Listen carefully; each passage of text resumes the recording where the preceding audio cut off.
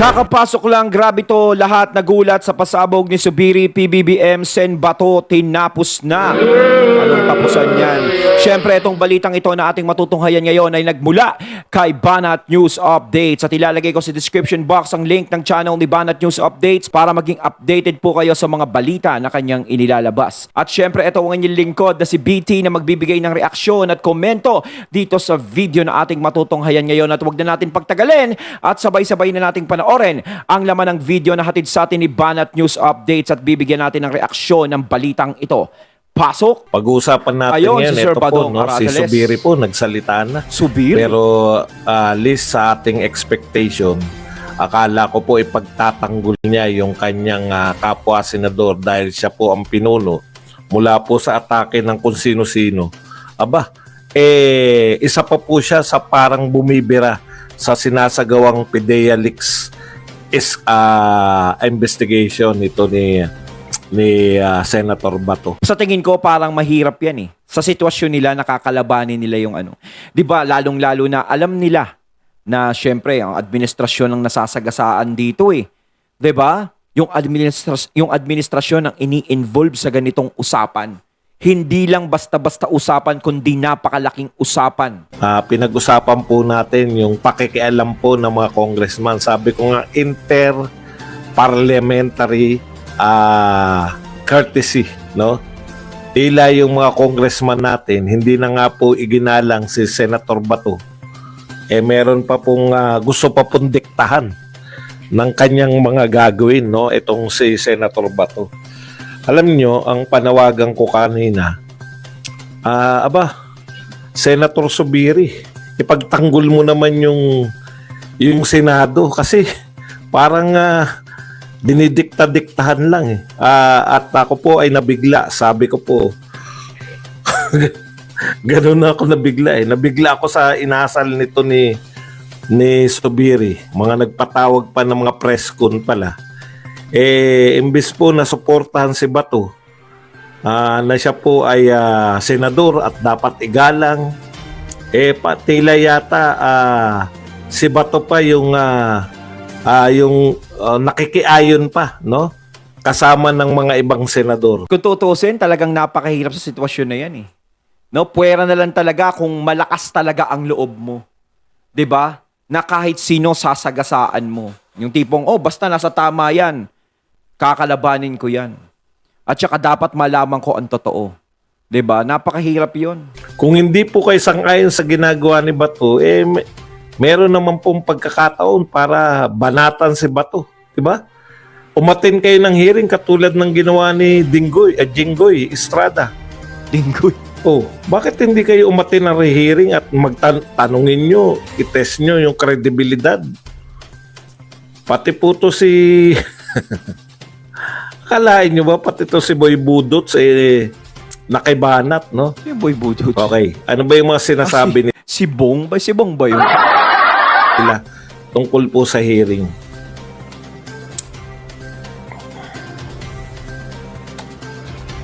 Ito po ang sinabi ni Zubiri tungkol po sa hearing, no?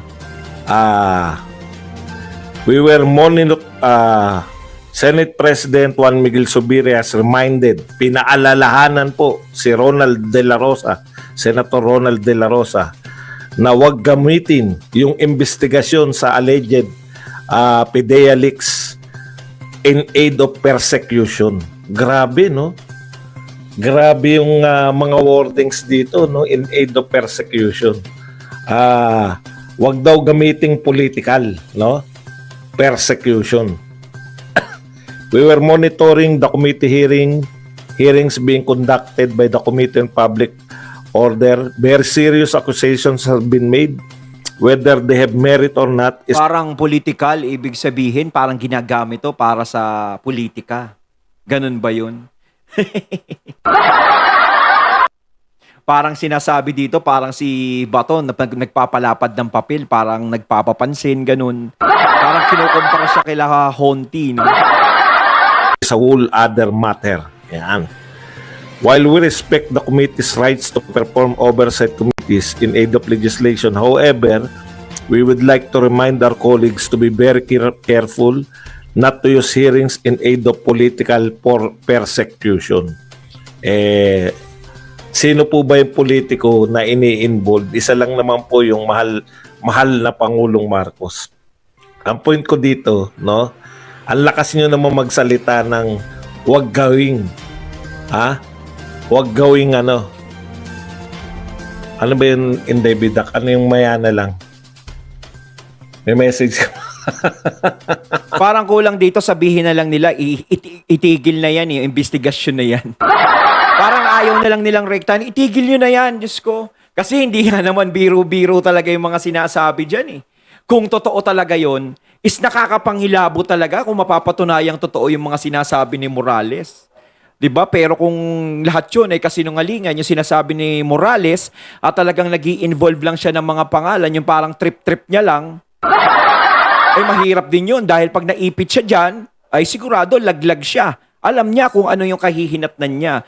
Pero sa isang tao na gaya ni Morales, no, parang napakahirap nun kung ikaw ay magsisinungaling na ikay gagawa lang ng mga inventong mga salita. 'Di ba? Nakakatakot yung ganun. Kasi ini-involve mo presidente, kilalang artista, lahat ng mga kilalang ini-involve mo. 'Di ba? Parang salita ka lang ng salita. Sige, si ano yun, ganto, ganyan. Ang hirap nun. Talagang napakalakas na lang ng loob mo kung nagtitrip ka lang. No? Para kasi ang nangyayari dito, parang sinasabi si Morales, parang nagtitrip lang dyan sa Senado. Diba? Pero kung ikaw magtitrip lang, Diyos ko naman, ang gara naman ng trip mo nun. Pwedeng malagay sa delikado yung buhay mo, pwede kang makulong. Diba? Takin mo, presidente ng Pilipinas, talagang binabanatan mo ng ganun. Nagsasalita ka ng diba? Ng mga, yung mga mewan, pulburon na yan. Diba? Pero, talagang pinabubulaanan naman, no? Katulad nga ni Ma'am Maricel, pinabulaanan niya. Tapos, may mga iba talaga na nagagalit nga kay Morales dahil sa mga sinasabi, mga nire-reveal ni Morales na, uy, malalaking tao yung inaano mo, ganito. Parang sinasabi naman ni Morales, ano magagawa ko? Yun naman talaga yung parang, ganun yung pinaparating. Ano magagawa ko? Yun naman talaga yung nangyari ng mga panahon na yon. Tsaka sinasabi niya nga, hindi naman daw siya dapat maipit doon. Huwag gawing political persecution. Sino po ba ang pinipersecute politically? Nanonood po yung mamamayang Pilipino. Kayo po. No?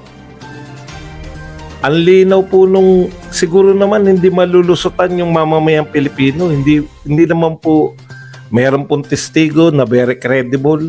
Doon po ba kayo natatakot? Nagre-react po kayo lahat? Sige, basa-basahin lang po natin, no? Kumbaga yung testigo, yan si Morales, talagang patibayan na lang ng loob yan.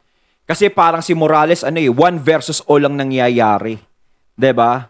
Iilan lang yung kakampi sa kanya o kumakampi sa kanya. Kalimitan talaga is binabraso talaga siya. No? Hindi talagang parang tingin ko parang napapag-initan siya eh. 'Di ba? Sa tingin ko lang yun ang pansin ko. Kaya mahirap sa kalagayan ni Morales yung ganun. Kaya tinitignan ko kung hanggang saan tatagal si Morales dito. Hindi lang yan ang mga mai-encounter niya eh. Habang patagal ng patagal yung hearing, talagang marami pa siyang sasalubungin dyan. Kailangan matibay talaga dibdib ni Morales sa mga sasalubong sa kanya dyan. Morales cites a document which he claims to have seen by virtue of his former position, although he did not personally witness any wrongdoing. The drug test of the president is being brought up even though it does not appear to be germane to the subject of motu proprio investigation. Pinapalagan ni Zubiri yung mga nagka-come up, no? Na resulta po ng investigasyon. Okay. Under the court of law, guilt must be proven beyond reasonable doubt. Ito po, dito po ako nagre-react kay Zubiri. Bakit siya may sinasabing under a court of law? Ibig po bang sabihin, ganun po ba yung nangyayaring investigasyon? Gusto niyo po ba yung court of law? Ganun po kahigpit? Wag po tayong baguhin niyo po yung konstitusyon. Kung i-under po ninyo yung Senate investigation ay gagawin po ninyong parang korte. Una po, baguhin po ninyo yung konstitusyon at ilagay nyo ron na only attorneys at law o mga abogado lamang ang pwedeng tumakbo. No? Hindi po pwede yan. Hindi po pwede na anong tawag dyan, yung parang yung investigasyon sa Senado ay gagawin yung parang korte. No? Meron ka ng pino-point out na under a court of law, guilt must be proven beyond reasonable doubt. Okay. Adhering to the rules of evidence, it is our opinion that hearing should aim to ferret out the truth using evidence and facts. Dito po sila nagsisentro no? Papakita ko po sa inyo yung mga brief na sinabi nila. Katulad po nito ni Bong Revilla. I do agree with SP Yun pala si Buduts. Subiri, dapat maging maingat tayo dyan. Pero in fairness, no, nakita ko kung parang pinakita yung nakita ko yung mga nasa ng mga Marcos, yung mga parang senatorial nila, yung mga tatakbo para sa kanila. Meron dun parang mga dating Duterte tapos napunta dun sa sa Marcos na natatakbo sa susunod na sa Senado. No? Nako. Mukhang matindi ang magiging senatorial sa sa 2025. Ako na iintriga ako kasi nakita ko na yung kay Marcos, yung mga senatorial nila. Naiintriga naman ako doon sa mga Duterte, yung mga senatorial nila, kung sino yung mga ilalabas nila. Sino-sino kaya sila, no? Especially kung ina-accuse na ang ating Pangulo, kung wala naman sapat na ebidensya, I think isara na natin yung hearing. Pero si Philip kasama doon, no? Mantakan niya sa Senado, pag nanalo si Philip, meron ng Bong, Jinggoy, Robin Padilla, Philip Salvador, puro action star na ang Senado. Parang hindi, pag ikaw iniimbestigahan ka, hindi ka na pwedeng loko-loko dyan, baka jombaging ka ng mga... Hindi, no? Nakikinig kaya sila sa hearing? Kasi wala naman po akong naririnig na inaakusahan yung Pangulo na siya yung naglabas ng PDEA leaks. PDEA leaks po yung pinag-uusapan. Kung saan galing, di ba? Nakinig tayo. Pero ang tindi niyang PDEA leaks na yan, grabe. po ba kayo sinabi na inaakusahan yung Pangulo na siya naglabas ng PDEA leaks? Wala nga sinasabi ron na, di ba? Baka na pagkakamali nila yung maisog rally dito kay sa nagaganap na hearing. Magkaiba po yung maisog rally sa hearing. Wala pong nag-aakusa kay Pangulong Marcos na napatunayan na siya po ay dito po sa hearing. Wala po ko narinig na nag-aakusa. Doon po yung sa maisog rally. Kaya baka na paghahalo-halo Di ba? Sa maisog rally po, doon po natin naririnig yung akusasyon.